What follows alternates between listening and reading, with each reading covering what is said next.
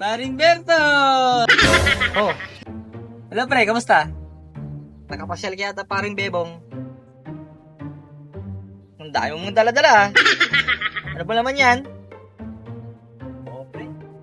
Mga gamit, mga damit lang. Damit lang? Eh kadami-dami naman yan. Medyo lang pre. May iba nga tayo pare. Ano ba talaga sadya mo? Ha? Pre, kasi nga, di ba, piyesta nyo dito? Ah! Oo, pre. Piyesta dito ngayong buwan.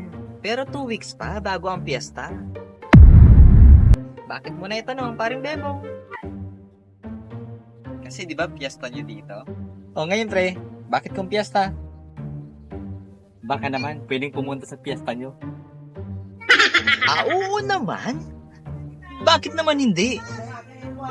Bumalik ka. Next week. Ah, hindi pre. Bakit next week pa? Dito na nga ako at saka dito na yung mga gamit ko. Ha? Walang hiya ka naman, paring Bebong. Kalayo-layo pa ng piyesta. 2 weeks pa bago piyesta namin dito. 2 weeks pa before piyesta, may ikipiyesta ka na agad? Bakit? Masama ba may ikipiyesta? Oo nga. Hindi naman masama. Ang masama, yung kikipiyesta ka agad. Ang layo-layo pa ng piyesta, anong ipapakain ko sa'yo? Hindi ko pa nga sigurado kung maghahanda ba ako. Hindi. Wala nga budget eh.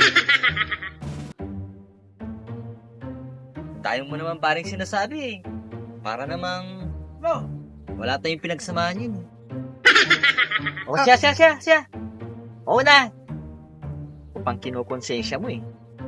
Salamat pre ah. Sa bagay eh, mag-isa ka lang naman, di ba? Ah. Hindi pre. May kasama ako. Walang hiya ka naman paring Bebong. Parang gagawin mo namang bahay-ampunan ng bahay ko. O siya, tawagin mo na. Salamat pre ha, bait-bait mo talaga. Mga anak, halina kayo. Tinatawag na kayo ni Tito Berto. Dali ka. Oh, no. Hello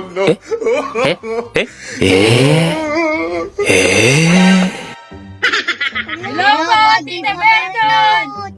Sila mga anak mo? Nakakatawa tingnan ano? Yun.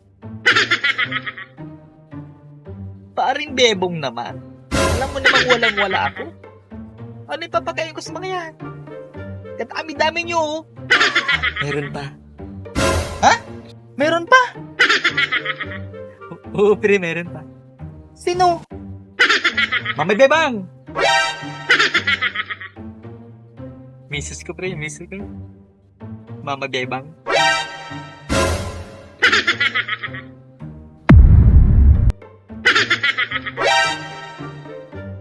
Ano pre?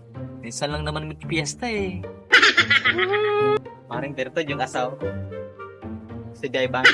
Mama Hello, Bebang. parang Bertod. Hello, Maring Bebang. Sama pa kayo. Pare, mag-merienda ka naman. Ano kang demanding ah. Di pa ako nagmimerienda eh.